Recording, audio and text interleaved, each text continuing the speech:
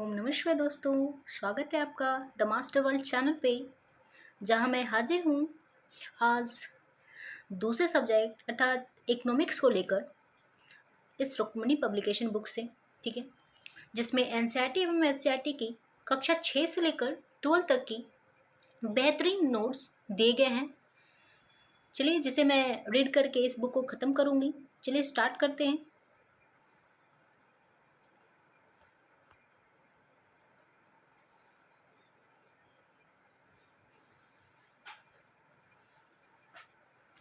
चलिए, हमारा पहला अध्याय है भारतीय अर्थव्यवस्था का परिचय। चलिए स्टार्ट करते हैं।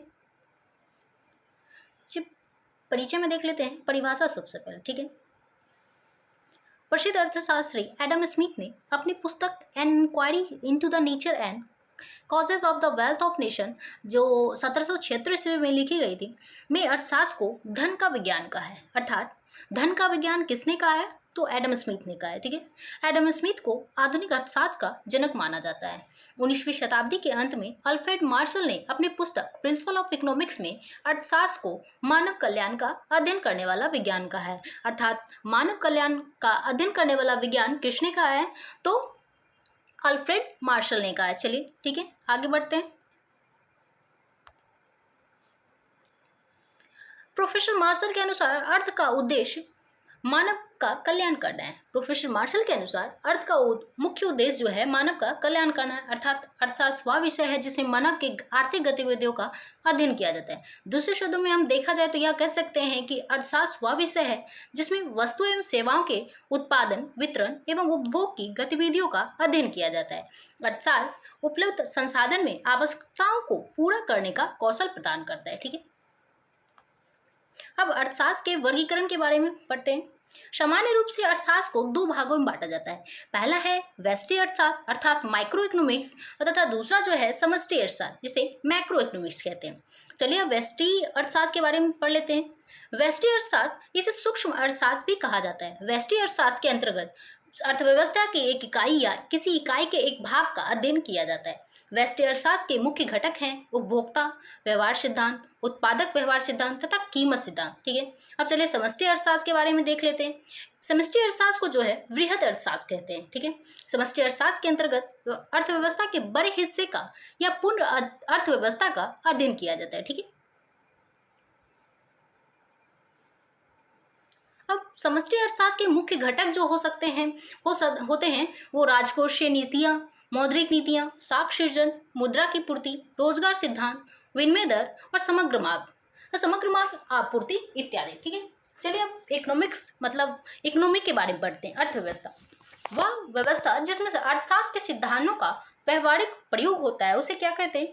अर्थव्यवस्था कहते हैं। किसी देश में अर्थशास्त्र के सिद्धांतों के आधार पर आर्थिक गतिविधियों के उपस्थित स्वरूप को उस देश का अर्थव्यवस्था कहा जाता है। ठीक है, अर्थात अर्थशास्त्र के सिद्धांतों के आधार पर आर्थिक गतिविधियों के उपस्थित स्वरूप को उस देश का अर्थव्यवस्था कहा जाता है। प्रकृति के आधार पर देखा जाए तो अर्थव्यवस्था की जो है मुख्य 3 श्रेणियां हैं। पहला है पूंजीवादी, दूसरा है पूंजीवादी अर्थव्यवस्था,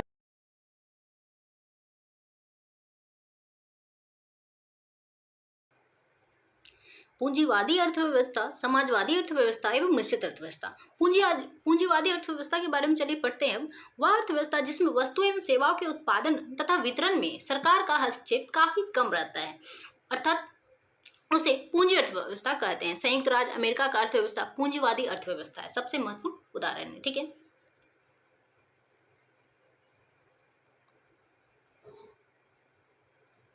अब पूंजीवादी अर्थव्यवस्था की मुख्य विशेषता यह है कि निजी संपत्ति का अधिकार होता है, व्यक्तिगत उद्यमशीलता का व्यापक अवसर होता है, राज्य का न्यूनतम हस्तक्षेप, आर्थिक स्वतंत्रता, प्रतियोगिता की उपस्थिति और अधिकतम लाभ का उद्देश्य इत्यादि होता है।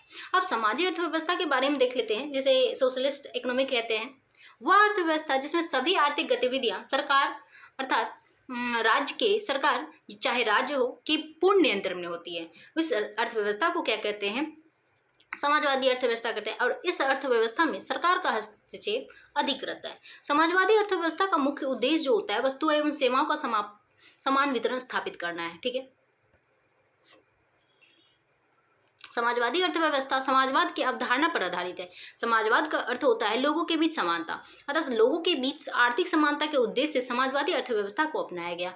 समाजवादी अर्थव्यवस्था के सख्त रूप को साम्यवादी अर्थव्यवस्था कहते हैं। समाजवादी अर्थव्यवस्था के सख्त रूप को क्या कहते हैं? साम्यवादी अर्थव्यवस्था कहते हैं। पूर्व सोवियत संघ की अर्थव्यवस्था को समाजवादी अर्थव्यवस्था कहते हैं, जबकि 1985 से पहले की चीन की अर्थव्यवस्था जो थी साम्यवादी अर्थव्यवस्था कहते थे। चीन में 1978 में आर्थिक सुधार प्रारंभ हुए। 1992 में इसमें चीन में समाजवादी बाजार अर्थव्यवस्था शब्द का प्रयोग प्रारंभ हुआ। समाजवादी अर्थव्यवस्था में सरकार अर्थात राज्य का अत्यधिक हस्तक्षेप रहता है, अतः इसे राज्य अर्थव्यवस्था भी कहते हैं। ठीक है, अब समाजवादी अर्थव्यवस्था की मुख्य विशेषता देख लेते हैं। सरकार का अधिक हस्तक्षेप एवं नियंत्रण, उत्पादन के संसाधनों पर सामूहिक स्वामित्व, व्यक्तिगत उद्यमशीलता के अवसर पर का अभाव होता है, वर्ग संघर्ष की समाप्ति, केंद्रीकृत स्वरूप, समाज में आर्थिक समता की उपस्थिति, कम प्रतियोगिता इत्यादि होता है। अब चलिए तीसरा जो अर्थव्यवस्था है वो है मिश्रित अर्थव्यवस्था। इसे देख लेते हैं। ऐसी अर्थव्यवस्था जिसमें समाजवादी अर्थव्यवस्था एवं पूंजीवादी अर्थव्यवस्था दोनों के गुणों की आंशिक रूप से जो उपस्थिति रहती है उसे ही मिश्रित अर्थव्यवस्था कहते हैं। मिश्रित अर्थव्यवस्था में कुछ अति महत्वपूर्ण आर्थिक गतिविधियां राज्य के लिए आरक्षित होती है, अर्थात ऐसी गतिविधियों में निजी उद्यम का प्रवेश निषेध होता है। ठीक है, ऐसी गतिविधियों में निजी उद्यम का प्रवेश निषेध रहता है, जबकि अधिकांश उपभोक्ता प्रवृत्तियों वाले आर्थिक गतिविधि खुली होती है, जिसमें सरकार एवं निजी दोनों के अवसर उपलब्ध रहते हैं। खुली आर्थिक गतिविधियों में राज्य सरकार सार्वजनिक उद्यम के रूप में उपस्थित रहता है। सार्वजनिक एवं निजी क्षेत्रों का सह अस्तित्व, आर्थिक योजना, व्यक्तिगत स्वतंत्रता इत्यादि मिश्रित अर्थव्यवस्था की मुख्य विशेषताएं हैं। अर्थव्यवस्था में पूंजीवादी एवं समाजवादी दोनों व्यवस्थाओं के अच्छाइयों को धारण करना मिश्रित अर्थव्यवस्था का मुख्य उद्देश्य है। ठीक है, भारत में मिश्रित अर्थव्यवस्था को अपनाया गया है। बदलती वैश्विक अर्थव्यवस्था के वर्तमान दौर में भारत की मिश्रित अर्थव्यवस्था का जो झुकाव है वो पूंजीवादी अर्थव्यवस्था की ओर हो रहा है। ठीक है, मिश्रित अर्थव्यवस्था में आर्थिक नीतियों, सामाजिक कल्याण तथा अधिकतम लाभ दोनों के बीच संतुलन के दृष्टिकोण से बनाए जाते हैं। ठीक है, अब चलिए देखते हैं विकास की अवस्था के आधार पर विश्व की अर्थव्यवस्थाओं का वर्गीकरण। विकसित अर्थव्यवस्था पहला है, दूसरा है विकासशील अर्थव्यवस्था और तीसरा जो है अल्प विकसित अर्थव्यवस्था के रूप में किया जाता है। तब विकास के दृष्टिकोण से देखा जाए तो अर्थव्यवस्था के भी 3 प्रकार है, बट उसमें जो है पहला है विकसित अर्थव्यवस्था और दूसरा जो है विकासशील अर्थव्यवस्था और तीसरा जो है अल्प विकसित मतलब कम विकसित। विकसित अर्थव्यवस्था के बारे में जानते हैं। जिन देशों की अर्थव्यवस्था का आर्थिक विकास उच्च होता है उन्हें विकसित अर्थव्यवस्था कहते हैं। ऐसी अर्थव्यवस्था में आधारभूत संरचना, जीवन शैली, प्रति व्यक्ति आय इत्यादि उच्च स्तर के होते हैं। संयुक्त राज्य अमेरिका, ब्रिटेन, जापान इत्यादि विकसित अर्थव्यवस्था के उदाहरण है। ठीक है, अब विकासशील अर्थव्यवस्था के बारे में देख लेते हैं। विकासशील अर्थव्यवस्था जो अर्थव्यवस्थाएं जो आर्थिक समृद्धि के उच्च स्तर की ओर उन्मुख हो उन्हें विकासशील अर्थव्यवस्था कहते हैं। जैसे भारत, चीन, ब्राजील की अर्थव्यवस्था विकासशील अर्थव्यवस्था के उदाहरण है। विश्व बैंक के अनुसार विकासशील अर्थव्यवस्था के दो श्रेणियां निम्न मध्यम वर्ग आय अर्थव्यवस्था एवं उच्च मध्यम वर्ग आय व्यवस्था में बांटा जाता है। अर्थात विश्व बैंक के अनुसार विकासशील अर्थव्यवस्था को 2 श्रेणियों में बांटा जाता है। पहला जो है निम्न मध्यम आय वर्ग अर्थव्यवस्था और दूसरा जो है उच्च मध्यम वर्ग आय वर्ग अर्थव्यवस्था। अब तीसरा जो है अल्प विकसित, चलिए इसके बारे में देख लेते हैं। अल्प विकसित अर्थव्यवस्था जिन अर्थव्यवस्था में आर्थिक विकास या लोगों का जीवन स्तर काफी निम्न हो उन्हें अल्प विकसित अर्थव्यवस्था कहते हैं। अफ्रीका महादेश के अधिकांश देशों की अर्थव्यवस्था जो है अल्प विकसित अर्थव्यवस्था के उदाहरण है। विश्व बैंक के द्वारा प्रत्येक वर्ष जुलाई माह की पहली तारीख को विश्व के सभी देशों की अर्थव्यवस्थाओं को उनके पिछले वर्ष की प्रति व्यक्ति आय के सकल राष्ट्रीय आय अर्थात अमेरिकी डॉलर में के आधार पर अगले वित्तीय वर्ष के लिए विभिन्न आय समूहों में वर्गीकृत किया जाता है। इस आधार पर अर्थव्यवस्था का वर्गीकरण इस प्रकार से है। निम्न आय वर्ग अर्थव्यवस्था, निम्न मध्यम आय वर्ग अर्थव्यवस्था, उच्च मध्यम वर्ग अर्थव्यवस्था तथा उच्च आय वर्ग अर्थव्यवस्था। निम्न आय वर्ग अर्थव्यवस्था अर्थात अल्प विकसित अर्थव्यवस्था, मध्यम आय वर्ग अर्थव्यवस्था अर्थात निम्न मध्यम आय वर्ग अर्थव्यवस्था तथा उच्च मध्यम आय वर्ग अर्थव्यवस्था अर्थात विकासशील अर्थव्यवस्था और तीसरा जो है उच्च आय वर्ग अर्थव्यवस्था। ठीक है, अर्थात विकसित अर्थव्यवस्था। अब जो है अर्थव्यवस्था में विभिन्न आर्थिक क्षेत्रों को की भूमिका के आधार पर अर्थव्यवस्थाओं को परंपरागत 3 श्रेणियों में बांटा गया है। ये 3 श्रेणियां जो हैं कृषक अर्थव्यवस्था, ठीक है, औद्योगिक अर्थव्यवस्था और तीसरा जो है सेवा अर्थव्यवस्था।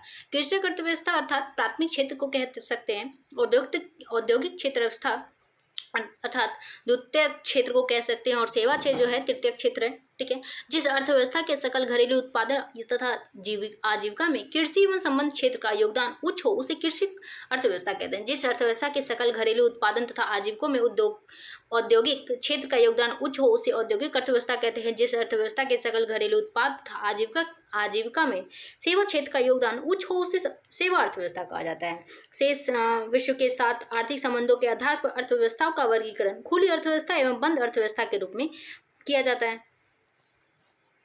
अब अर्थव्यवस्था जो विश्व के अन्य देशों के साथ व्यापार एवं निवेश का संबंध रखती है उसे खुली अर्थव्यवस्था कहते हैं। वर्तमान में विश्व की लगभग सभी अर्थव्यवस्थाएं जो है खुली अर्थव्यवस्था है। ऐसी अर्थव्यवस्था जिसका शेष जो है विश्व की अर्थव्यवस्था से कोई संबंध ना हो उसे बंद अर्थव्यवस्था कहते हैं या आदिम समाज की अर्थव्यवस्था है। योजनाबद्ध अर्थव्यवस्था तथा गैर योजनाबद्ध अर्थव्यवस्था के बारे में देख लेते हैं। ऐसी अर्थव्यवस्था जो आने वाले एक निश्चित कालखंड में निर्धारित आर्थिक उपलब्धियों को प्राप्त करने के लिए योजना बनाकर कार्य करती है उसे योजनाबद्ध अर्थव्यवस्था कहते हैं, ठीक है।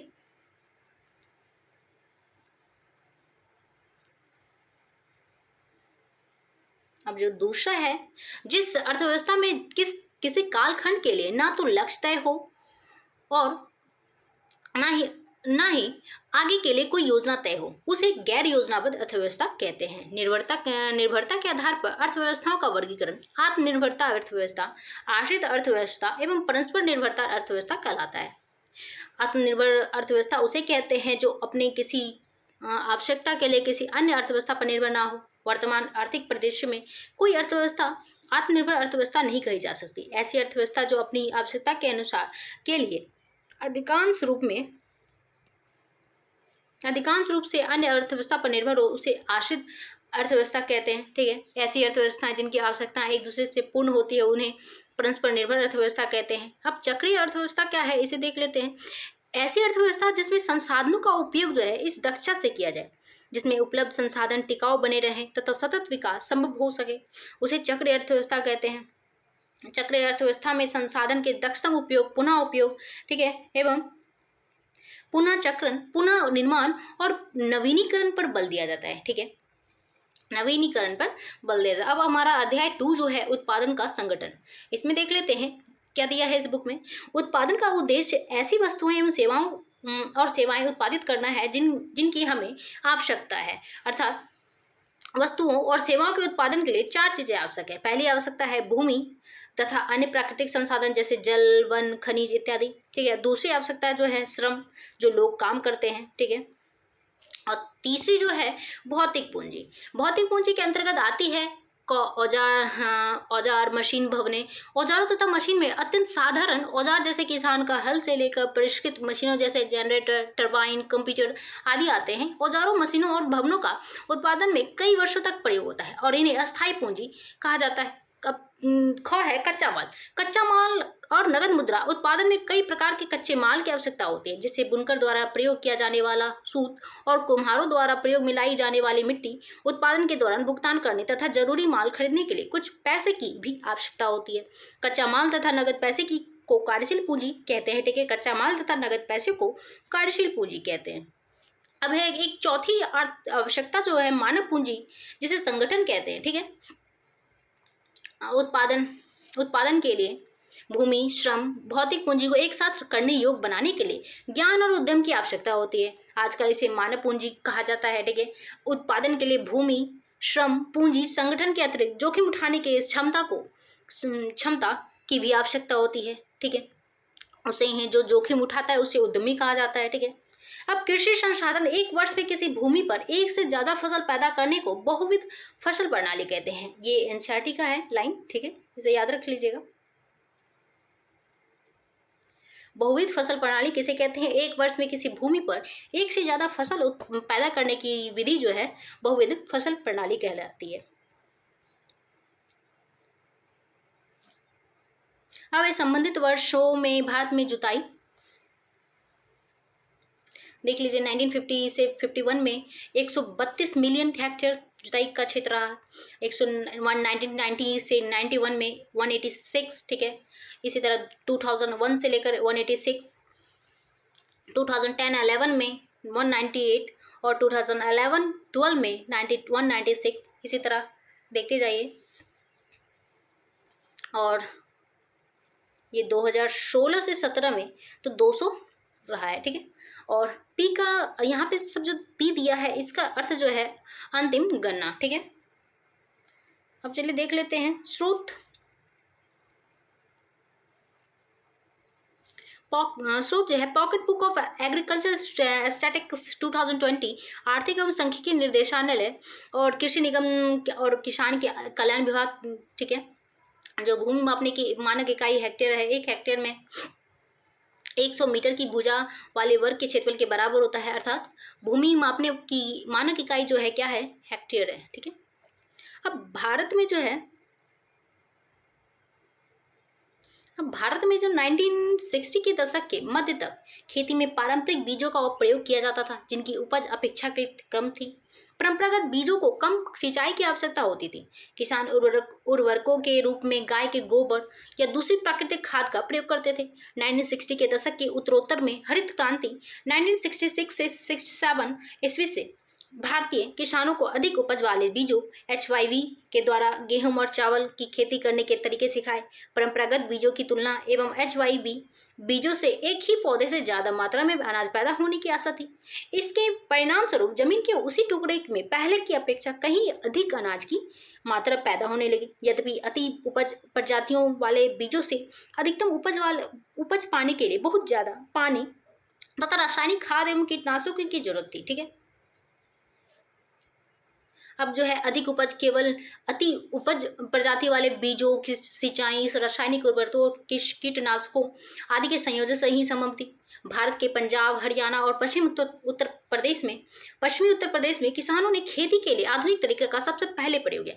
इस यहाँ से एक क्वेश्चन बन सकता है, भारत में किस क्षेत्र में जो आधुनिक तरीकों का सबसे पहले प्रयोग किस राज्य में किया गया, तो हो जाएगा पंजाब, हरियाणा और पश्चिमी उत्तर प्रदेश, ठीक है। आधुनिक तरीकों का सबसे पहला प्रयोग जो है किसानों ने खेती के लिए किस राज्य में हुआ है, तो पंजाब, हरियाणा और पश्चिमी उत्तर प्रदेश, ठीक है। अब भारत में दालों तथा गेहूं का उत्पादन देख लेते हैं। ये जो है वर्ष है 1965 से लेकर 66 तक दालों का उत्पादन जो है 10 हुआ है, 10 करोड़ टन, और गेहूं का उत्पादन जो है 10 करोड़ टन। 1970 से 71 में 12 टन 24 टन गेहूं का। 1980 से 81 11 टन और 36 टन गेहूं का हुआ है। 90 से 91 में 14 टन दालों का और 55 टन जो है गेहूं का हुआ है। 2000 से 1 ईस्वी तक 11 टन दालों का और 70 टन जो है गेहूं का उत्पादन हुआ है। 2010 से 11 में 18 टन दालों का और 87 टन गेहूं का। अब 2012 से 13 में 18 टन दालों का और 94 टन जो है गेहूं का। 2013 से 14 में 19 टन जो है दालों का और 96। आप लोग यहाँ देख रहे होंगे कि ये सीरियल वाइज जो है गेहूं का उत्पादन जो है बढ़ रहा है, ठीक है, 10 से लेकर 96 तक, और अभी का डाटा नहीं है तो और भी आगे बढ़ रहा है, ठीक है।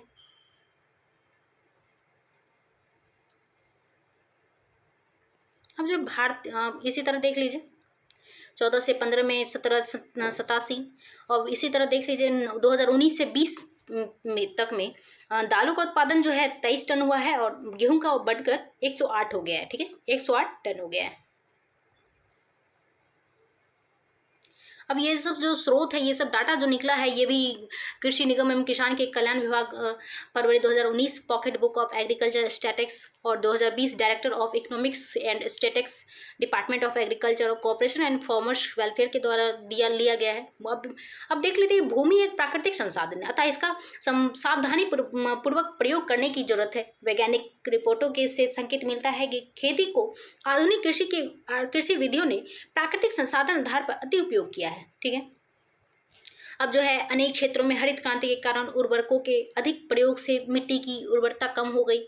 इसके अतिरिक्त जो है नलकूपों से सिंचाई के कारण भूमि जल के सतत प्रयोग से भूमि जल स्तर कम हो गया। मिट्टी की उर्वरता और भूमि जल जैसे पर्यावरणीय संसाधन कई वर्षों में बनते हैं, एक बार नष्ट होने के बाद उन्हें पुनर्जीवित करना बहुत कठिन हुआ है। कृषि का भावी विकास सुनिश्चित करने के लिए हमें पर्यावरण की देखभाल करनी चाहिए। इस कारण जैविक खेती पर सब अब अधिक बल दिया जा रहा है। रासायनिक उर्वरक ऐसे खनिज देते हैं जो पानी में घुल जाते हैं और पौधों को तुरंत उपलब्ध हो जाते हैं, लेकिन मिट्टी इन्हें लंबे समय तक धारण नहीं कर सकती थी। ठीक है,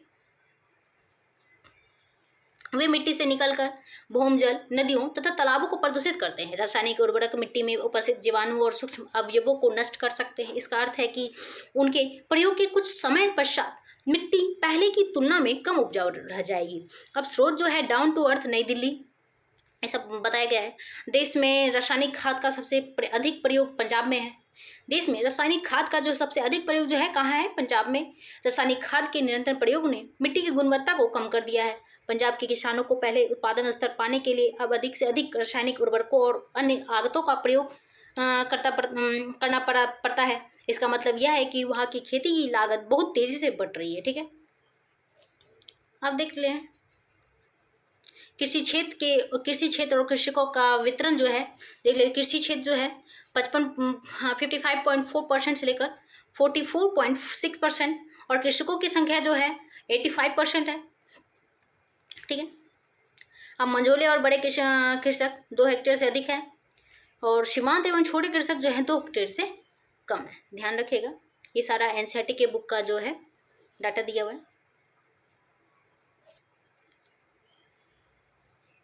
अब भारत में ग्रामीण क्षेत्र के 100 कामगारों में से केवल 24 ही हैं जो गैर कृषि कार्य में लगे हुए हैं। ठीक है,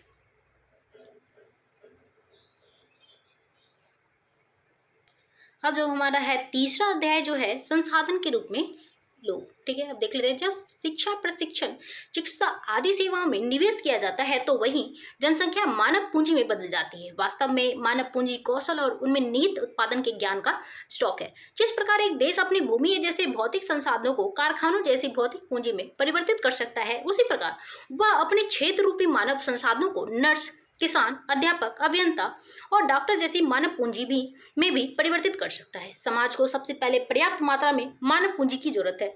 उत्पादक पहले की दृष्टि से जनसंख्या पर विचार करना सकल राष्ट्रीय उत्पादन के सृजन में उनके योगदान की क्षमता पर बल देते हैं। जैसे दूसरे संसाधन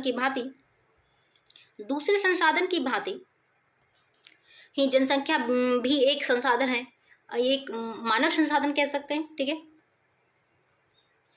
जब इस विद्वान में मानव संसाधन को और अधिक शिक्षा और स्वास्थ्य द्वारा विकसित किया जाता है तब हम इसे मानव पूंजी निर्माण कहते हैं, जो भौतिक पूंजी निर्माण की ही भांति देश की उत्पादक शक्ति को में वृद्धि करता है। मानव पूंजी में निवेश अर्थात शिक्षा, प्रशिक्षण, स्वास्थ्य आदि सेवाओं के द्वारा भौतिक पूंजी की ही भांति प्रतिफल प्रदान करता है। शिक्षा में निवेश को मानव पूंजी का एक प्रमुख स्रोत माना जाता है। इसके अतिरिक्त स्वास्थ्य में निवेश, कार्य के दौरान प्रशिक्षण, प्रबंधन, सूचना आदि मानव पूंजी के निर्माण के अन्य स्रोत हैं। भारत ने बहुत पहले आर्थिक समृद्धि में मानव पूंजी के महत्व को समझा लिया था। साथ ही पंचवर्षीय योजना 1985 से लेकर 80 में कहा गया है कि एक विशाल जनसंख्या वाले देश में तो विशेष रूप से मानव संसाधन के विकास को आर्थिक विकास की युक्ति में बहुत महत्वपूर्ण स्थान देना ही होगा। उचित शिक्षण, प्रशिक्षण पाकर एक विशाल जनसंख्या अपने आप में आर्थिक समृद्धि को बढ़ाने वाली परिसंपत्ति बन जाएगी। ठीक है, क्या बन जाएगी? परिसंपत्ति बन जाएगी। साथ ही यह वांछित दिशा में सामाजिक परिवर्तन से सुनिश्चित कर देगी। ड्राफ्ट नेशनल एजुकेशन पॉलिसी 2019 में कहा गया है कि भारत 2030 से 32 तक संयुक्त राज्य अमेरिका और चीन के साथ तीसरी सबसे बड़ी अर्थव्यवस्था के रूप में अपनी जगह बना सकने का इरादा रखता है। विश्व बैंक और IMF द्वारा एकत्र किए गए आंकड़ों के आधार पर USA department of agriculture economics research service का अनुमान है कि भारतीय अर्थव्यवस्था 2030 तक सालाना औसतन 7.4% से बढ़कर 6.8% ट्रिलियन डॉलर हो जाएगी। विश्व का तीसरा अर्थात जबकि जापान की अर्थव्यवस्था जो है 6.37 ट्रिलियन डॉलर और जर्मनी का 4.38 ट्रिलियन हो रहेगा। हाल में IMF, विश्व बैंक आदि आर्थिक संगठनों के रिपोर्ट के अनुसार 2027 से 28 तक भारत विश्व की तीसरी सबसे बड़ी अर्थव्यवस्था बन जाएगी। ठीक है, अब कुल सरकारी व्यय में कुल सरकारी व्यय में शिक्षा पर व्यय का प्रतिशत जो है सरकारी योजना में शिक्षा के महत्व का सूचक है। सकल घरेलू उत्पाद में शिक्षक व्यय का जो है प्रतिशत या व्यक्ति व्यक्त करता है कि व्यक्तियों की आय का कितना भाग जो है देश के शैक्षिक विकास के लिए प्रतिबद्ध है। 1952 से 2014 के बीच कुल सरकारी व्यय में शिक्षा पर व्यय 7.92% से बढ़कर 15.7% हो गया है। इसी प्रकार सकल घरेलू उत्पाद में इसका प्रतिशत जो है 0.64 से बढ़कर 4.13% जो है हो गया है। राष्ट्रीय शिक्षा नीति 2020 में जीडीपी का 6% शिक्षा पर खर्च करने का आवश्यकता जो है व्यक्त किया गया है। कुल शिक्षा व्यय का एक बहुत बड़ा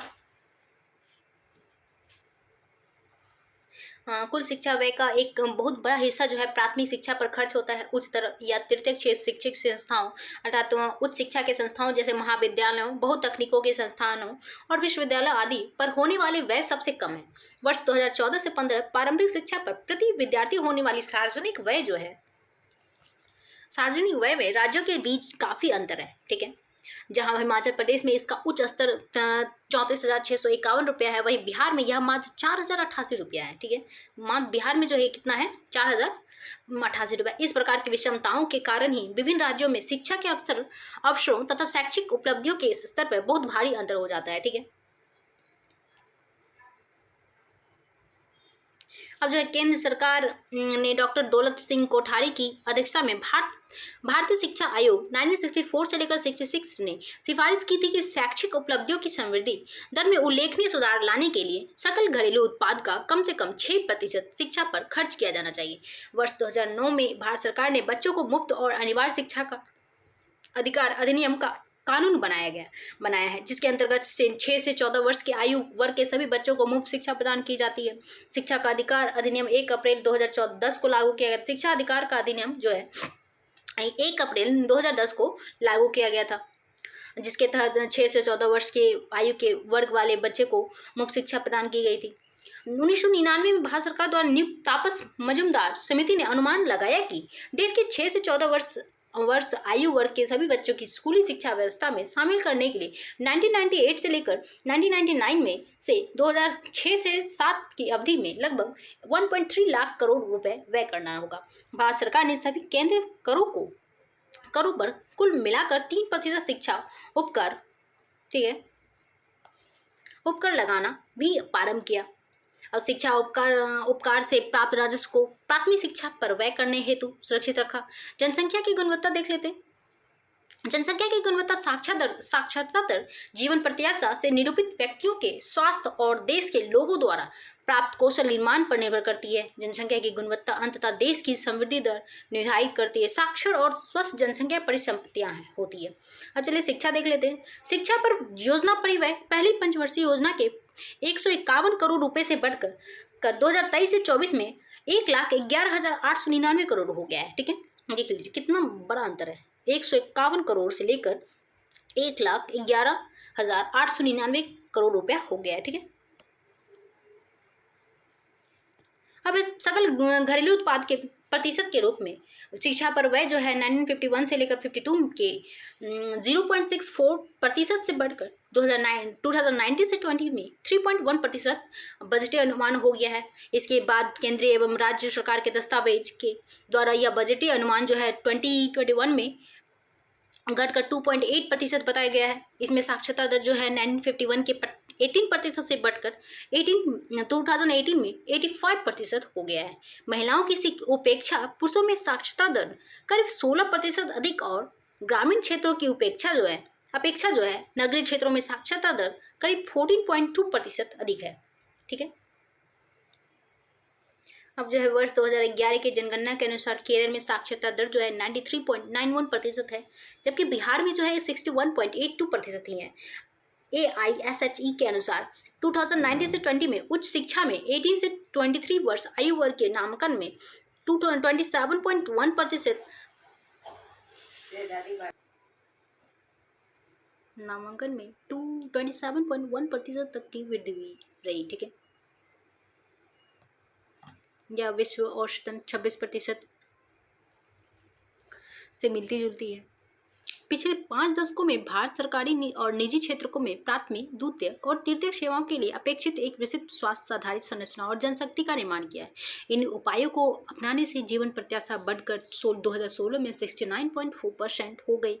शिशु मृत्यु दर जो है 1991 के 147 से घटकर 2022 में 36 ग्रामीण क्षेत्रों में और शहरी क्षेत्रों में है। इसी अवधि में अशोधित जन्म दर गिरकर 20 हो गई और मृत्यु दर जो है 6.2 है 2018 पर, ठीक है, पर आ गई है। जीवन प्रत्याशा में वृद्धि और शिशु देखभाल में सुधार देश के आत्मविश्वास को भावी प्रकृति के साथ आंकने के लिए उपयोगी है। आयु में वृद्धि आत्मविश्वास के साथ जीवन की उत्तम गुणवत्ता का सूचक है। शिशुओं के संक्रमण से रक्षा तथा माताओं के साथ बच्चों की देखभाल और पोषण सुनिश्चित करने से शिशु मृत्यु दर घटती है, ठीक है।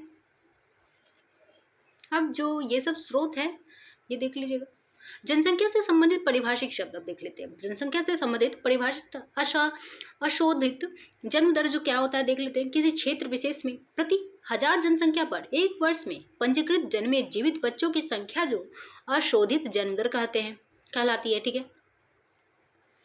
अब जो है नेक्स्ट है अशोधित जन्म दर का जो फॉर्मूला है, निर्धारित क्षेत्र में एक वर्ष में कुल जीवित जन्म बटा वर्ष में अनुमानित जनसंख्या इंटू 1000, ठीक है। शोधित जन्म दर अर्थात जब अशोधित जन्म दर में 5% और जोड़ देते हैं तो इसे शोधित जन्म दर कहते हैं, या 5% उन बच्चों के लिए जोड़ा जाता है जो पंजीकृत नहीं है, अर्थात जिन्हें अशोधित जन्म दर में शामिल नहीं किया जा सकता। अब मृत्यु दर क्या है देख लेते हैं। किसी क्षेत्र विशेष में प्रति 1000 जनसंख्या पर एक वर्ष में मृतकों की संख्या को मृत्यु दर कहा जाता है, अर्थात 1000 जनसंख्या पर, ठीक है, एक वर्ष में मृतकों की संख्या को मृत्यु दर कहा जाता है। मृत्यु दर का जो है फॉर्मूला जो है, ये जो मृत्यु दर का जो फॉर्मूला है वो है निर्धारित क्षेत्र में एक वर्ष में मृतकों की कुल संख्या बटा वर्ष में अनुमानित जनसंख्या, ठीक है, 0.1000, ठीक है। अब जनसंख्या वृद्धि दर देख लेते हैं। जनसंख्या वृद्धि दर जो है किसी एक वर्ष में जन्म दर या तथा मृत्यु दर के अंतर को जनसंख्या की प्राकृतिक वृद्धि दर कहते हैं, अर्थात जब प्राकृतिक वृद्धि दर में निवल प्रवास दर को जोड़ दिया जाता है तो इसे जनसंख्या की वृद्धि दर कहते हैं, ठीक है। अब जो है निवल प्रवास दर देख लेते हैं। निवल प्रवास दर इक्वल टू हो जाए तो बाहर से आने वाले संख्या, बाहर जाने वाले की संख्या बटा वर्ष में अनुमानित जनसंख्या इंटू 1000, ठीक है। अब भविष्य की संभावनाएं देख लेते हैं। सबके लिए शिक्षा अभी भी एक सपना है कि यद्यपि वयस्क और युवा साक्षरता दरों में सुधार हो रहा है, किंतु आज भी देश में निरक्षरों की संख्या उतनी ही जितनी स्वाधीनता के समय भारत की जनसंख्या थी, ठीक है। अब जो है राष्ट्रीय शिक्षा नीति 2020 के अनुसार 100% तक 2030 तक स्कूली शिक्षा प्राप्त करना लक्ष्य है। भारत की संविधान सभा ने 1950 में संविधान को पारित करते समय संविधान के नीति निर्देशक तत्वों में स्पष्ट किया है कि भारत सरकार संविधान पारित होने के 10 साल के अंदर 14 वर्ष तक की आयु के बच्चों के लिए निःशुल्क और अनिवार्य शिक्षा का प्रावधान करेगी। इस लक्ष्य को प्राप्त कर लेते हैं तो अब तक 100% साक्षरता हो गई होती। लिंग क्षमता पहले से बेहतर है। अब देख लेते हैं इसके बारे में कैसे। अब साक्षरता में पुरुषों और महिलाओं के बीच का अंतर कम हो रहा है, जो लिंग क्षमता की दिशा में एक सकारात्मक विकास है, ठीक है। 2011 के जनगणना के अनुसार भारत का लिंगानुपात जो है 943 है और सर्वाधिक जो है केरल का है, ठीक है। सर्वाधिक केरल का है जहाँ पे 1000 पुरुष पे जो है 1084 महिला है, और न्यूनतम हरियाणा राज्य का है जहाँ पे 879 ही है, अर्थात 1000 पुरुष पे 879 फीमेल ही है। अब उच्च शिक्षा लेने वाले की कमी जो है देख लेते हैं। भारत में शिक्षा का पिरामिड बहुत ही नुकीली है, जो दर्शाता है कि उच्च शिक्षा का स्तर बहुत कम लोगों तक पहुंच पाता है। यही नहीं, शिक्षित युवाओं की जो बेरोजगारी दर भी है उच्चतम है। राष्ट्रीय प्रतिदर सर्वेक्षण संगठन के आंकड़ों के अनुसार वर्ष 2011 से 12 में ग्रामीण क्षेत्रों में स्नातक व ऊपर अध्ययन किया हुआ युवा पुरुषों के बीच बेरोजगारी दर 19% थी। उनके शहरी समकक्षों में 16% अपेक्षाकृत कम स्तर पर बेरोजगारी दर थी, ठीक है। अब अध्याय 4 जो है बेरोजगारी, ठीक है। बेरोजगारी उस समय विद्वान कही जा सकती है जब प्रचलित दर पर काम करने के लिए इच्छुक और सक्षम लोग रोजगार नहीं पा सकते हैं, ठीक है। श्रम बल जनसंख्या में लोग शामिल किए जाते हैं जिनकी उम्र जो है 15 वर्ष से 59 वर्ष के बीच हो। भारत के संदर्भ में ग्रामीण और नगरीय क्षेत्रों में बेरोजगारी है, तथापि ग्रामीण और नगरीय क्षेत्रों में बेरोजगारी की प्रकृति में अंतर है। ग्रामीण क्षेत्रों में मौसमी और प्रक्षण बेरोजगारी है। प्रक्षण मतलब छिपी हुई बेरोजगारी। नगरीय क्षेत्रों में अधिकांशतः शिक्षित बेरोजगारी है। औद्योगिक क्षेत्रों में संरचनात्मक बेरोजगारी मुख्यतः पाई जाती है। मौसमी बेरोजगारी तब होती है जब लोग वर्ष के कुछ महीनों में ही रोजगार प्राप्त करते हैं, रोजगार जो है प्राप्त नहीं कर पाते, अर्थात ये जो है कृषि पर आधारित बेरोजगारी कही जा सकती है। जैसे कि कुछ समय कृषि पर आश्रित लोग आमतौर पर इस तरह की समस्या से जूझते रहते हैं। ठीक है,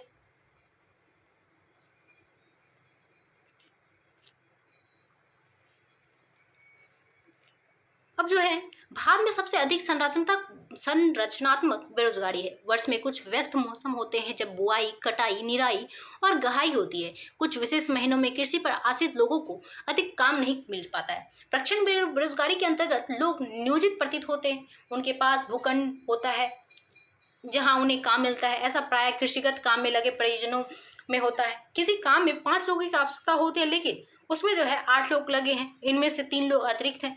ये तीनों इसी खेत पर काम करते हैं जिस पर 5 लोग काम करते हैं। इन तीनों द्वारा किया गया अंशदान जो है 5 लोगों के किए गए अंशदान में कोई बढ़ोतरी नहीं करता। अगर 3 लोगों को हटा दिया जाए तो खेती की उत्पादकता में कोई कमी नहीं आएगी। खेत में 5 लोगों के काम की आवश्यकता और 3 अतिरिक्त लोग प्रक्षण रूप से बेरोजगार होते हैं। ठीक है, अब जो है शहरी क्षेत्रों के मामले में शिक्षित बेरोजगारी एक सामान्य परिघटना पर बन गई है। मैट्रिक, स्नातक और स्नातकोत्तर डिग्री अनेक युवक रोजगार पाने में असमर्थ है।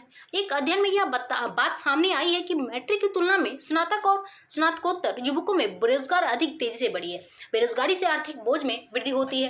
कार्यरत जनसंख्या पर बेरोजगारी की निर्भरता जो है बढ़ती है। किसी व्यक्ति और साथ समाज के जीवन की गुणवत्ता पर बुरा प्रभाव पड़ता है। जब किसी परिवार को मात्र जीवन निर्वाह स्तर पर रहना पड़ता है तो उसके स्वास्थ्य स्तर में एक आम गिरावट आती है और स्कूल प्रणाली से अलगाव में वृद्धि होती है। किसी अर्थव्यवस्था के समग्र विकास पर बेरोजगारी का अहित कर प्रभाव पड़ता है। बेरोजगारी में वृद्धि मंदीग्रस्त अर्थव्यवस्था का सूचक है। बेरोजगारी में जो वृद्धि होता है वो मंदीग्रस्त अर्थव्यवस्था का सूचक है। यह संसाधनों की बर्बादी भी करता है जिन्हें उपयोगी ढंग से नियोजित किया जा सकता था। अब जो है अगर लोगों को संसाधन के रूप में प्रयोग नहीं किया जा सका तो वह स्वाभाविक रूप से अर्थव्यवस्था के लिए दायित्व बन जाएंगे। संख्या के रूप से भारत में बेरोजगारी की दर जो है निम्न है। बड़ी संख्या में निम्न आय और निम्न उत्पादकता वाले लोगों की गिनती जो है नियोजित लोगों में की जाती है। वे पूरे वर्ष काम करते प्रतीत होते हैं, लेकिन उनकी क्षमता और आय के हिसाब से यह उनके लिए पर्याप्त नहीं है।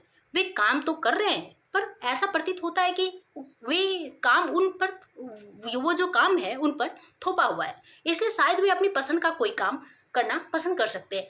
गरीब लोग बेकार नहीं बैठ सकते, वे किसी भी काम से जुड़ जाना चाहते हैं, चाहे उससे कितनी भी कमाई हो। अपनी इस कमाई से वे किसी तरह के जीवन निर्वाह कर पाते हैं। पिछले वर्षों के में पूर्व चर्चित प्रक्षण बेरोजगारी के कारण जो है पिछले वर्षों में पूर्व चर्चित प्रक्षण बेरोजगारी के कारण कृषि पर जनसंख्या की निर्भरता में कुछ कमी आई है। कृषि अधिशेष श्रम का कुछ भाग जो है द्वितीयक या तृतीय क्षेत्र में चला गया है। ठीक है, अब अध्याय 5 को देखते हैं जिसका नाम है निधनता। चूंकि निर्धनता के अनेक पहलू हैं, सामाजिक वैज्ञानिक उससे अनेक सूचकों के माध्यम से देखते हैं। सामान्यतः प्रयोग किए जाने वाले सूचक वे हैं जो आय और उपभोग के स्तर से संबंधित हैं, लेकिन अब से निर्धनता को निरक्षरता स्तर और कुपोषण के कारण रोग प्रतिरोधी क्षमता की कमी, स्वास्थ्य सेवाओं की कमी, रोजगार के अवसरों की कमी, असुरक्षित पेयजल तथा स्वच्छता तक पहुँच की कमी आदि जैसे अन्य सामाजिक सूचकों के माध्यम से देखा जाता है। ठीक है, सामाजिक अपवर्जन और सुरक्षा पर आधारित निर्धनता का विश्लेषण जो है अब बहुत सामान्य होता जा रहा है। सामाजिक अपवर्जन इस अवधारणा के अनुसार निर्धनता को इस संदर्भ में देखा जाना चाहिए कि निर्धनों को बेहतर माहौल और अधिक अच्छे वातावरण में रहने वाले संपन्न लोगों की सामाजिक क्षमता से अपवर्जित रहकर केवल निकृष्ट वातावरण में दूसरे निर्धनों के साथ रहना पड़ता है। ठीक है,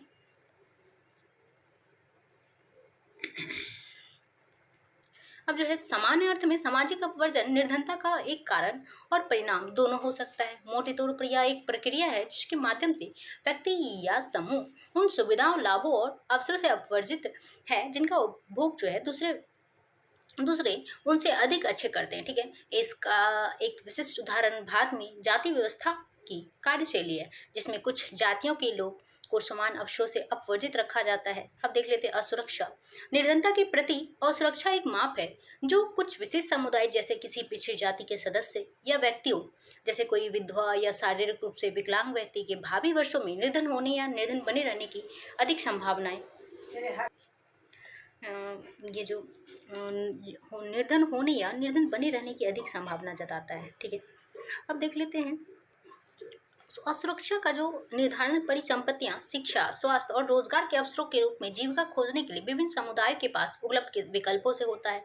इसके अलावा इसका विश्लेषण प्राकृतिक आपदाओं अर्थात भूकंप, सुनामी, आतंकवाद आदि मामलों में इन समूहों के समक्ष विद्यमान बड़े जोखिमों के आधार पर किया जाता है। निर्धनता रेखा देख लेते हैं। निर्धनता पर चर्चा के केंद्र में सामान्यतया निर्धनता रेखा की अवधारणा होती है। निर्धनता के आकलन की एक सामान्य विधि आय अथवा उपभोग स्तरों पर आधारित है। किसी व्यक्ति को निर्धन माना जाता है यदि उसकी आय या उपभोग स्तर किसी ऐसे न्यूनतम स्तर से नीचे गिर जाए जो मूल आवश्यकताओं के दिए हुए समूह को पूर्ण करने के लिए आवश्यक है। ठीक है, मूल आवश्यकता को पूर्ण करने के लिए आवश्यक वस्तुएं विभिन्न कालों एवं विभिन्न देशों में भिन्न है, अतः काल और स्थान के अनुसार निर्धनता रेखा भिन्न हो सकती है।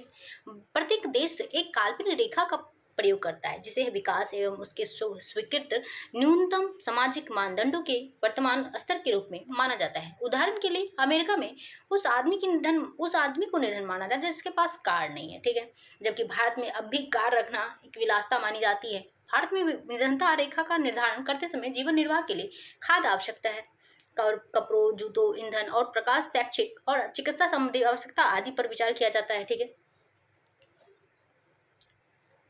जो है ये देख लेते हैं एक बार।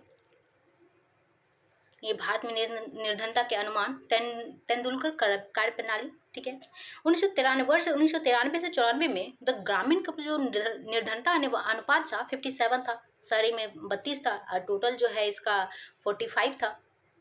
और संख्या की बात करें, निर्धनों की संख्या जो थी ग्रामीण में 329 थी, शहरी में 75 थी। और संयुक्त योग देखा जाए निर्धनों की संख्या का 404 करोड़ थी। ठीक है ना, 2004 में यही देखा जाए तो अनुपात जो था ग्रामीण का 42 था प्रतिशत और शहरी में 26 और टोटल देखा जाए 37।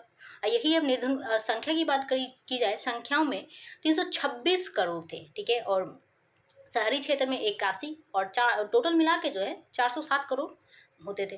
हाँ, यही 2011 से 12 में देख लिया जाए तो ग्रामीण में 26% निर्धनता थी और शहरी में 14% और टोटल इसका जो योग होता है 22%। अब यही निर्धनों की संख्या जो देखा जाए 2002 ग्रामीण क्षेत्र में तो 217 करोड़ थी, शहरी में 553 करोड़ थी और जबकि संयुक्त योग देखा जाए तो 270 करोड़ था। ठीक है, अब देख लेंगे अंतर्राज्यीय असमानताएं। अंतर्राज्यीय असमानताएं भारत में निर्धनता का एक और पहलू या आयाम है। प्रत्येक राज्य में निर्धन लोगों का अनुपात एक समान नहीं, यद्यपि 1970 के दशक के प्रारंभ से राज्य स्तरीय निर्धनता में सुदीर्घकालिक कमी हुई है। निर्धनता कम करने में सफलता की दर विभिन्न राज्यों में अलग अलग है। वर्ष 2011 से 12 भारत में निर्धनता अनुपात 22% है। कुछ राज्य जैसे मध्य प्रदेश, असम, उत्तर प्रदेश, बिहार, ओडिशा में निर्धनता अनुपात राष्ट्रीय अनुपात से ज्यादा है। ठीक है,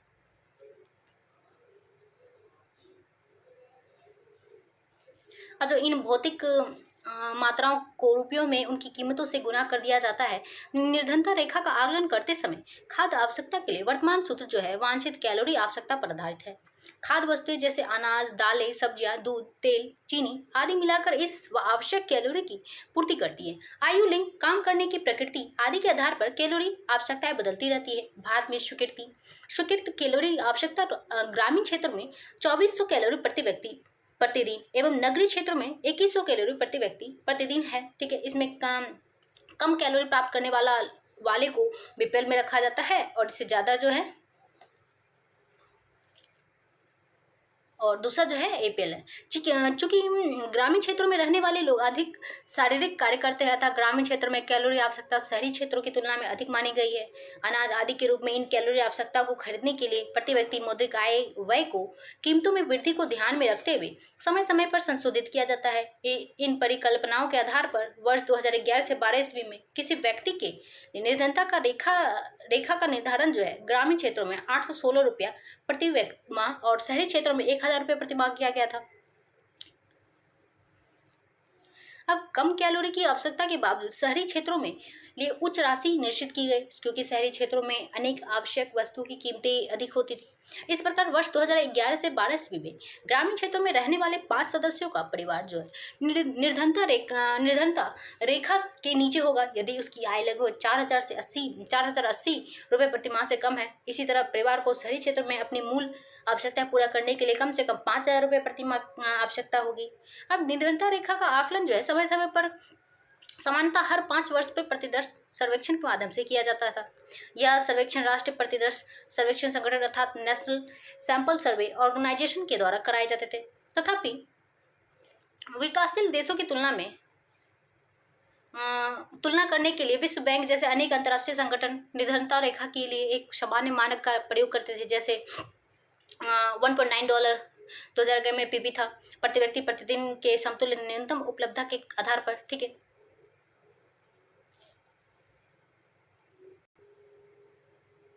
अब जो है 2011 के जनगणना के अनुसार बिहार और उड़ीसा क्रमशः 33.7 और 32.6% निर्धनता औसत के साथ दो सर्वाधिक निर्धन राज्य बने हुए थे। ओडिशा, मध्य प्रदेश, बिहार और उत्तर प्रदेश में ग्रामीण निर्धनता के साथ साथ नगरीय निर्धनता भी अधिक है। नीति आयोग की बहुआयामी निर्धनता सूचकांक 2021 की रिपोर्ट के अनुसार 25.01% जो है, जिसमें शहरी क्षेत्र में 8.81% और ग्रामीण क्षेत्र में 32.75% है।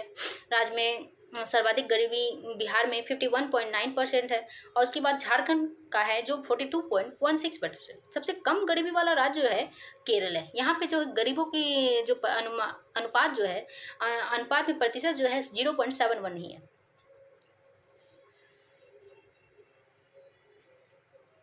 अब यूएनडीपी और ओपीएचआई की एक रिपोर्ट के अनुसार भारत में 2005 से 6 के बीच 41.5 करोड़ लोगों को बीपीएल से निकालने में सफल हुआ है। एसडीजी का लक्ष्य 2030 तक गरीबी का उन्मूलन करना है। इसकी तुलना में केरल, महाराष्ट्र, आंध्र प्रदेश, तमिलनाडु, गुजरात और पश्चिम बंगाल में निर्धनता में उल्लेखनीय गिरावट आई है। पंजाब और हरियाणा जैसे राज्य उच्च कृषि वृद्धि से निर्धनता कम करने में पारंपरिक रूप से सफल रहे हैं। केरल ने मानव संसाधन विकास पर अधिक ध्यान दिया है। पश्चिम बंगाल में भूमि सुधार उपाय से निर्धनता कम करने में सहायता मिली है। आंध्र प्रदेश और तमिलनाडु में अनाज का सार्वजनिक वितरण इसमें सुधार का कारण हो सकता है। अब वैश्विक निर्धनता परिदृश्य देख लेते हैं। ठीक है, विभिन्न देशों में अत्यंत आर्थिक निर्धनता जो विश्व बैंक की परिभाषा के अनुसार प्रतिदिन $1.9 से कम हो जीवन निर्वाह करना है में रहने वाले लोगों का अनुपात जो है 1990 के 36% से गिरकर 2015 में 10% हो गया था। ठीक है, अब यहाँ पे देख लेते हैं भारत के चुनिंदा राज्यों में निर्धनता का अनुपात 2011 की जनगणना के अनुसार जो बिहार का जो था 33.7 था, उड़ीसा 32.6 और सबसे अगर देखा जाए तो असम का 31.9, मध्य प्रदेश 31.7, उत्तर प्रदेश 29.4, कर्नाटक 20.9, पश्चिम बंगाल 19.9 और महाराष्ट्र जो है 17.4 पे था। ठीक है, इसी तरह केरल जो है 71, सबसे कम जो है 71 केरल पे है। ठीक है, और भारत का देखा जाए तो भारत का जो है टोटल 21.9 अनुपात है। ठीक है, निर्धनता का। अब देख लेते हैं अब निर्धनता के कारण क्या हो सकते हैं। ठीक है, निर्धनता के कारण जो है भारत में व्यापक निर्धनता के अनेक कारण हैं। एक ऐतिहासिक कारण ब्रिटिश औपनिवेशिक प्रशासन के दौरान आर्थिक विकास का निम्न स्तर है। ठीक है, औपनिवेशिक सरकार की नीतियों ने पारंपरिक हस्तशिल्पकारी को नष्ट कर दिया और वस्त्र जैसे उद्योगों के विकास को हतोत्साहित किया। विकास की धीमी दर 1980 के दशक तक जारी रही। इसके परिणाम स्वरूप रोजगार के अवसर घटे और आय की वृद्धि दर गिरी। इसके साथ साथ जनसंख्या में उच्च दर से वृद्धि हुई। इन दोनों ने प्रति व्यक्ति आय की समृद्धि दर को बहुत कम कर दिया। ठीक है,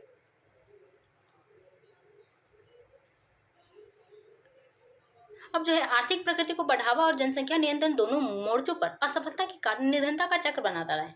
उच्च निर्धनता दर की एक और विशेषता आय असमानता रही है। इसका एक प्रमुख कारण यह है कि भूमि और अन्य संसाधन का असमान वितरण है। अब निर्धनता निरोधी उपाय क्या हो सकता है देख लेते हैं। निर्धनता उन्मूलन भारत की विकास रणनीति का एक प्रमुख उद्देश्य रहा है। सरकार की वर्तमान निर्धनता निरोधी रणनीति जो है मोटे तौर पर दो कारकों आर्थिक संवर्धन को प्रोत्साहित और दूसरा जो है लक्षित निर्धनता निरोधी कार्यक्रम पर निर्भर है। 1980 के दशक के आरंभ तक समाप्त हुए 30 वर्ष की अवधि के दौरान प्रति व्यक्ति आय में कोई वृद्धि नहीं हुई है और निर्धनता में भी कभी अधिक कमी नहीं आई। 1950 के दशक के आरंभ में आधिकारिक निर्धनता अनुमान 45% का था और 1980 के दशक के आरंभ में वही बना रहा। ठीक है,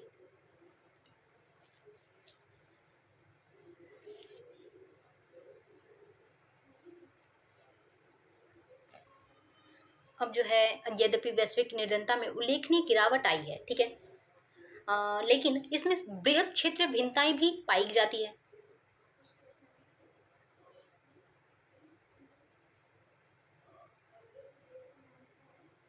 तीव्र आर्थिक प्रगति और मानव संसाधन विकास में बृहद निवेश के कारण चीन और दक्षिण पूर्व एशिया के देशों में निर्धनता विशेष कमी आई है।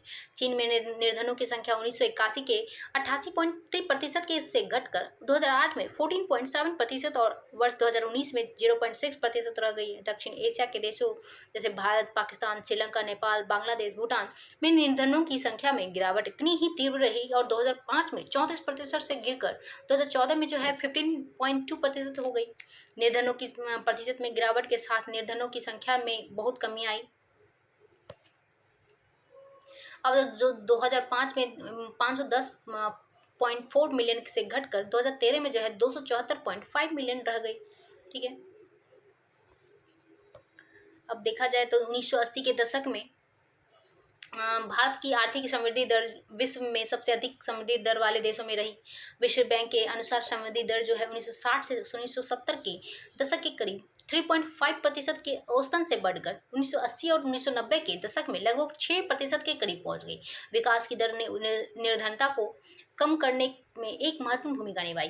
महात्मा गांधी और राष्ट्रीय ग्रामीण रोजगार अधिनियम 2005, ठीक है, जिसे मनरेगा कहा जाता है, का उद्देश्य ग्रामीण क्षेत्रों में आजीविका सुरक्षित करने के लिए हर घर के लिए मजदूरी रोजगार कम से कम 100 दिनों के लिए उपलब्ध कराना था। ठीक है, याद रखिएगा, मनरेगा के लिए जो है रोजगार कम से कम 100 दिनों का था। ठीक है, उपलब्ध कराना था। इसका उद्देश्य सतत विकास में मदद करना ताकि सूखा, वन कटाई और मिट्टी के कटाव जैसी समस्याओं से बचा जा सके। इस प्रावधान के तहत 1/3 रोजगार महिलाओं के लिए सुरक्षित किया गया। ठीक है,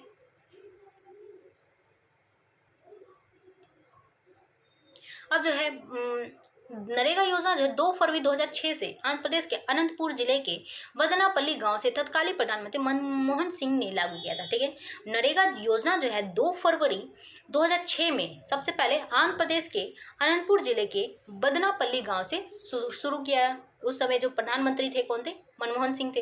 1 अप्रैल 2008 से कुछ अपवादों के साथ संपूर्ण देश में लागू किया गया। 2 अक्टूबर 2009 से नरेगा का नाम मनरेगा कर दिया। मनरेगा के अंतर्गत जो है मजदूरों का निर्धारण जो है राज्य सरकार द्वारा अलग अलग निर्धारण समय समय पर करते। और उदाहरण के लिए गोवा में जो है 294,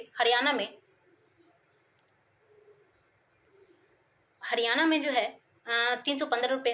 केंद्र सरकार राष्ट्रीय राज्य रोजगार गारंटी कोष में स्थापित किया कि इसी तरह राज्य सरकारें भी योजना के कार्यान्वयन के लिए राज्य रोजगार गारंटी कोष की स्थापना किया। राष्ट्रीय रोजगार गारंटी कोष नियम 2006 के अंतर्गत संचालित किया जाता है और कार्यक्रम के अंतर्गत अगर आवेदक का 15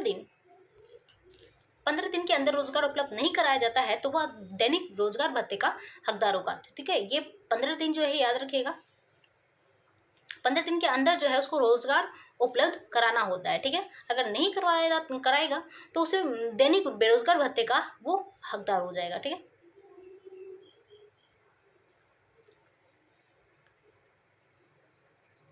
अब जो है एक और महत्वपूर्ण योजना राष्ट्रीय काम के बदले अनाज जो है कार्यक्रम है, जिसे 2004 में देश के सबसे पिछड़े 150 जिलों में लागू किया गया।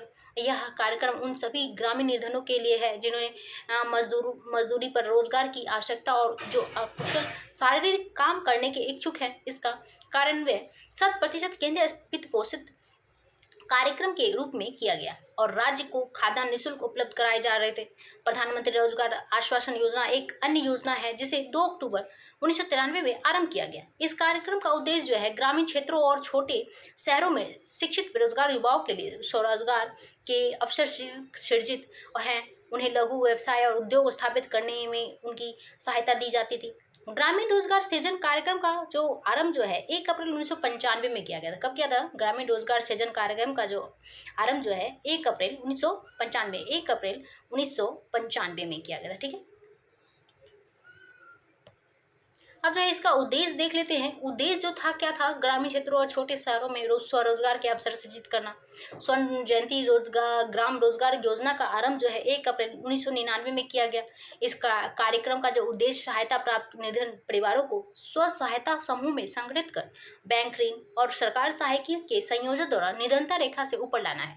प्रधानमंत्री ग्रामोदय योजना 2000 में आरंभ के अंतर्गत प्राथमिक स्वास्थ्य, प्राथमिक शिक्षा और ग्रामीण आश्रय और ग्रामीण पेयजल और ग्रामीण विद्युतीकरण जैसे मूल सुविधा के लिए राज्यों का आंतरिक केंद्र सहायता प्रदान की जाती थी। एक और महत्वपूर्ण योजना अंत्योदय अन्न योजना है जो संविधान सभा को संबोधित करते हुए 1947 में जवाहरलाल नेहरू ने कहा है कि स्वतंत्रता प्राप्ति के तो एक कदम मात्र है। ठीक है, स्वतंत्रता की प्राप्ति तो एक कदम मात्र है, एक सुअवसर का आरंभ मात्र है। ठीक है, एक सुअवसर का आरंभ मात्र है। अभी तो और बहुत सी महान उपलब्धियां और विजय उत्सव हमारी प्रतीक्षा में है। ठीक है, ये होंगे निरंतर अज्ञान, रोग और अवसरों की असमानता के उन्मूलन के उत्सव। आज विश्व के निर्धनों की कुल संख्या जो है 5वें हिस्से से अधिक निर्धन केवल भारत में रहते हैं। यूएनई के अनुसार 2005 से 6 में भारत में बीपीएल 64.5 करोड़ से घटकर 2015 में जो है 2015 से 16 में 37 करोड़ और 2019 से 20 में कम होकर 23 करोड़ रह गया। ऐसे लोग बसे हैं जो अपनी मूलभूत जरूरतों को भी ढंग से पूरा नहीं कर पाते। ठीक है, अब निर्धनों की पहचान कैसे होती है, चलिए देख लेते हैं। निर्धन तो स्वतंत्रता के पूर्व भारत में सबसे पहले दादा भाई नौरोजी निर्धनता रेखा की अवधारणा पर विचार किया और इन्होंने 20 रुपये वो किया था। ठीक है, उन्होंने जेल में कैदियों को दिए जा रहे भोजन का बाजार कीमतों पर मूल्यांकन कर जेल के निर्वाह लागत का आकलन किया। किंतु बंदी गिरोह में प्रातः वयस्क व्यक्ति ही होते थे जबकि वास्तविक समाज में बच्चे भी सम्मिलित थे। अतः इस जेल निर्वाह में कुछ परिवर्तन कर उन्होंने निर्धनता रेखा तक पहुंचने का प्रयास किया। इसके लिए उन्होंने यह माना कि कुल जनसंख्या में 1/3 संख्या बच्चों की होती है, जिनमें आधे बच्चों का उपभोग जो है बहुत कम होता है तथा शेष आधे का भोजन वयस्कों से आधा रह जाता है। ठीक है,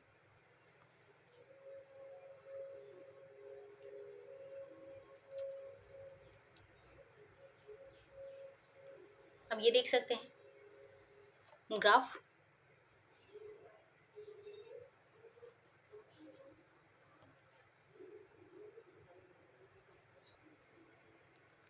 इस प्रकार उन्होंने 3/4 के सूत्र की रचना की, अर्थात 1/6 = 0 plus into 0 plus 1/6 into 1/2 plus 2/3 into 1 equal to 1/12 plus 2/3 equal to 1 plus 8/12 equal to 9/12 equal to 3/4। जनसंख्या के इन 3 खंडों के उपभोग के भारतीय औसत को औसत निर्धनता रेखा का मान माना गया था। यह जेल के वयस्कों की निर्वाह लागत का 3/4 अंश था। स्वतंत्रता प्राप्ति के बाद भारत में निर्धन जनानुपात जो था अर्थात जनसंख्या अनुपात के आकलन के कई प्रयास हुए। योजना आयोग ने जो अब नीति आयोग के नाम से जाना जाता है द्वारा इस कार्य के लिए 1962 में एक अध्ययन दल का गठन किया गया। वर्ष 1979 में एक अन्य दल प्रभावी उपभोग मांग और न्यूनतम आवश्यकता अनुमान कार्य बल गठित हुआ। एक विशेषज्ञ दल का गठन इसी कार्य के लिए 1989 और 2005 और 2012 में ईस्वी में भी किया गया। योजना आयोग के अतिरिक्त अनेक अर्थशास्त्रियों ने व्यक्तिगत रूप से भी ऐसे ही प्रक्रियाओं के प्रयास किए। निर्धनता को परिभाषित करने की दृष्टि से हम जनसंख्या को 2 भागों में बांट सकते हैं। पहला जो है निर्धन और दूसरा है गैर निर्धन। निर्धन तथा गैर निर्धन। निर्धनता रेखा इन दोनों वर्गों को अलग करती है। यद्यपि निर्धन कई प्रकार के होते हैं, पूर्णतः निर्धन, बहुत निर्धन और निर्धन। ठीक है, इसी प्रकार गैर निर्धन वर्ग में कई उपवर्ग आते हैं, मध्यम वर्ग, उच्च वर्ग, धनी वर्ग, बहुत धनीवत और पूर्णतः धनी। निर्धनता मापन की कई विधियां होते हैं। एक विधि तो न्यूनतम कैलोरी उपभोग की मौद्रिक मान अर्थात प्रति व्यक्ति व्यय का निर्धारण करने की विधि है। तो इसके अनुसार ग्रामीण व्यक्ति को 2400 कैलोरी तथा शहरी व्यक्ति को 2100 कैलोरी का न्यूनतम उपभोग मिलना चाहिए। ठीक है, वर्ष 2011 से 12 में निर्धनता रेखा को ग्रामीण क्षेत्रों में 816 रुपया प्रति व्यक्ति आय प्रति माह उपभोग के रूप में, शहरी क्षेत्रों में 1000 प्रति व्यक्ति प्रति माह के रूप में परिभाषित किया गया था। ठीक है, यद्यपि हमारी सरकार निर्धन परिवारों की पहचान के लिए मासिक प्रति व्यक्ति उपभोग व्यय MPCE को परिवार की आय के द्योतक के रूप में प्रयोग करती है। निर्धनता के आकलन को सरकारी विधियों की सीमाओं के कारण अनेक विद्वानों ने वैकल्पिक विधियों का प्रयोग करने के प्रयास किए हैं। इनमें नोबेल पुरस्कार से सम्मानित अमर्त्य सेन को एक याद रखिएगा 1998 में नोबेल प्राइज मिला था अर्थशास्त्र के क्षेत्र में। ठीक है, ने एक सूचकांक का विकास किया जिसे सैन सूचकांक का नाम दिया जाता है, और ये सैन सूचकांक जो इन्हीं के नाम पर पड़ा है। निर्धनता विषयक आधिकारिक आंकड़े नीति आयोग उपलब्ध कराता है। आंकड़े राष्ट्रीय प्रतिदर्श सर्वेक्षण संगठन या संगठन अब राष्ट्रीय सांख्यिकी कार्यालय का एक अंग बन गया है, जिसे 2019 से मिला दिया गया। ठीक है, द्वारा उपभोग व्यय के आधार पर आकलित किए जाते हैं। ठीक है, वर्ष 1973 से 74 में भारत में 320 मिलियन से अधिक व्यक्ति निर्धनता की रेखा से नीचे थे। वर्ष 2011 से 12 में यह संख्या कम होकर 270 मिलियन रह गई। अनुपातिक दृष्टि से 1973 से 74 में देश की कुल जनसंख्या का प्रतिशत जो था 55 था, निर्धनता रेखा से नीचे था, और यह अनुपात वर्ष 2011 से 12 में 22% रह गया। 1973 से 74 में 80% से अधिक निर्धन ग्रामीण क्षेत्रों में बसे थे। यह स्थिति 2011 से 12 में भी नहीं बदली। इसका अर्थ यह है कि भारत में जो है 3/4 से अधिक निर्धन गांव में ही बसे हैं। ठीक है, लगभग 3/4 से अधिक जो है निर्धन गांव में ही बसे हुए हैं। ठीक है, अब यहाँ पे देख लीजिए एक बार आंकड़े फिर से। कुछ बड़े राज्यों की निर्धन रेखा से नीचे जनसंख्या जो है 1973 से 2012 तक का प्रतिशत है। आंध्र प्रदेश का जो है देख लीजिए। ठीक है, 49 है। इसे यहाँ तक देख लीजिए आप। और ये जो ज़्यादा डार्क जो है 2011 से 12 तक का है, और कम डार्क वाला जो है 1973 से 74 का है। तो आंध्र प्रदेश में जो है 1973 और 74 में 49 था, वहीं 2011-12 में 11 हो गया। इसी तरह सभी सारे राज्य का देख लीजिएगा। अब ये जो है 2000 दशक में जो है के आरंभ में जहां ग्रामीण क्षेत्रों में निर्धनों की निरपेक्ष संख्या में कमी आई, वहीं शहरी क्षेत्रों में उनकी संख्या में कुछ वृद्धि दिखाई दी। वैसे शहरी और ग्रामीण दोनों ही क्षेत्रों में निर्धनों का संख्या अनुपात निरंतर कम हुआ। 1973 में 2012 के दौरान भारत में गरीबों का अनुपात जो है 55 से 22 आ गया। निर्धनता निवारण के लिए नीतियाँ और कार्यक्रम जो है भारतीय संविधान और पंचवर्षीय योजनाओं ने सामाजिक न्याय को सरकार की विकास रणनीतियों का प्राथमिक उद्देश्य माना। ठीक है, पहली पंचवर्षीय योजना जो है 1951 से 56 के अनुसार वर्तमान परिस्थितियों, आर्थिक और सामाजिक परिवर्तन की अंत प्रेरणा का उदय तो निर्धनता और आय, संपत्ति और अवसरों की असमानता से होता है। दूसरी योजना है जो है 1956 से 61 में भी कहा गया है, यह आर्थिक विकास के अधिकाधिक लाभ समाज के अपेक्षाकृत कम भाग्यशाली वर्गों तक पहुंचने चाहिए। प्रायः सभी नीति विशेषक दस्तावेजों में निर्धनता निवारण और इस दिशा में सरकार द्वारा अपनाई जाने वाली रणनीतियों की चर्चा हुई है। सरकार ने निर्धनता निवारण के लिए त्रिआयामी नीति अपनाई। पहली समृद्धि आधारित रणनीति है।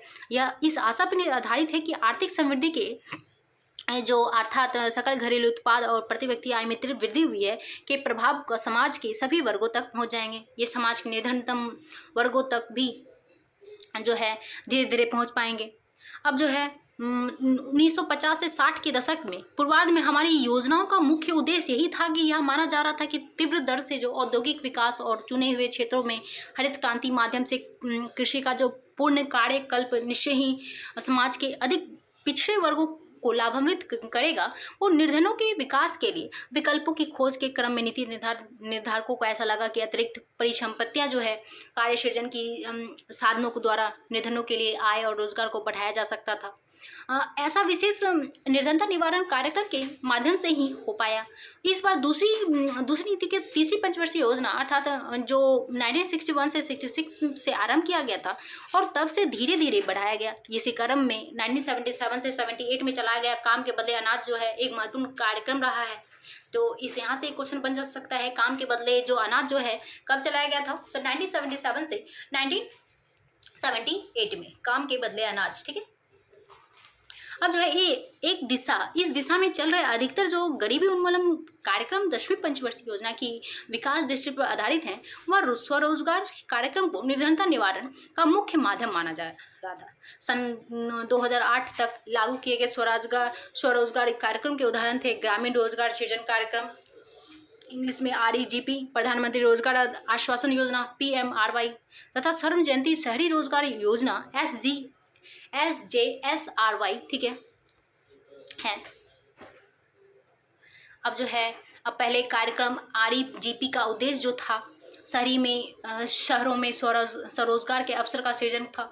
इसे खादी ग्रामोद्योग आयोग के माध्यम से क्रियान्वित किया जा रहा था। इसके अंतर्गत छोटे उद्योग लगाने के लिए बैंक ऋणों के माध्यम से वित्तीय सहयोग का उपलब्ध कराया जाता था। प्रधानमंत्री रोजगार योजना के अंतर्गत ग्रामीण और शहरी क्षेत्रों में निम्न आय वर्ग परिवारों के शिक्षित बेरोजगार किसी भी प्रकार के उद्यम को शुरू करने के लिए वित्तीय सहायता प्राप्त कर सकते थे। स्वर्ण जयंती शहरी रोजगार योजना का ध्येय जो है शहरी क्षेत्रों में स्वरोजगार तथा मजदूरी पर रोजगार के अधिक अवसरों का सृजन था। या अब राष्ट्रीय ग्रामीण जीविका मिशन, ठीक है, के रूप में पुनर्स्थापित हो गया। इन सभी कार्यक्रमों को प्रधानमंत्री रोजगार सृजन कार्यक्रम में सम्मिलित कर दिया गया। ठीक है, 2005 में संसद में एक विधेयक पारित कर प्रत्येक ग्रामीण परिवारों के लिए इच्छुक वयस्क जो है को वर्ष 100 दिनों तक के लिए अकुशल शारीरिक श्रम उपलब्ध कराने की गारंटी देने का निर्णय किया गया। इसे महात्मा गांधी राष्ट्रीय रोजगार गारंटी अधिनियम 2005 का नाम दिया गया, जिसे हम शॉर्टकट में मनरेगा कहते हैं। इस अधिनियम के अंतर्गत जो है निर्धारित न्यूनतम मजदूरी पर काम करने का तैयार हो गया। वह जहां यह कार्यक्रम चलाया जा रहा था वहां पर रिपोर्ट कर सकता था। ठीक है, 2022 से 23 में 5.41 करोड़ परिवारों का गुणवत्ता जो है युग से अधिक को इस अधिनियम के अंतर्गत रोजगार के अवसर दिए गए। भारत सरकार ने बजट 2023 से 24 में मनरेगा के लिए 60,000 करोड़ का आवंटन किया, जो 2022 से 23 में 18% कम है, लगभग 73,000 करोड़ था। निर्धनता का निवारण की दिशा में तीसरा आयाम लोगों को न्यूनतम आधारभूत सुविधा उपलब्ध कराना था। भारत विश्व के उन प्रथम देशों में से एक है जहां ऐसा सोचा गया है कि सस्ता अनाज, शिक्षा, स्वास्थ्य, जलपूर्ति और स्वच्छता जो आदि सामाजिक उपयोग आवश्यकताओं पर सार्वजनिक व्यय लोगों के जीवन स्तर को सुधार सकता है। इस विधि के अंतर्गत निर्धनों के उपभोग, रोजगार अवसरों का सृजन तथा स्वास्थ्य और शिक्षा में सुधार की संपूर्ति की जाए। यह विधि 5वीं पंचवर्षीय योजना में अपनाई गई थी। यह जो विधि थी वो 5वीं पंचवर्षीय योजना में अपनाई गई थी। उस योजना के दस्तावेज में कहा गया कि रोजगार के अवसरों विस्तार के बाद भी निर्धन व्यक्ति अपने लिए सभी आवश्यक वस्तुओं और सेवाओं को जो है नहीं खरीद पाएंगे। एक निश्चित सामाजिक न्यूनतम स्तर तक उनके उपभोग और निवेश को समर्थन देना निम्नलिखित रूप में अनिवार्य रहेगा। अनिवार्य खाद्यान्न, पेयजल, शिक्षा, पोषण, स्वास्थ्य सेवाएं, संचार और विद्युत पूर्ति थी। ठीक है, निर्धनों के खाद्य उपभोग और पोषण स्तर को प्रभावित करने वाले 3 प्रमुख कार्यक्रम थे: सार्वजनिक वितरण व्यवस्था, पोषण अभियान तथा मध्य अवकाश भोजन योजना। ठीक है,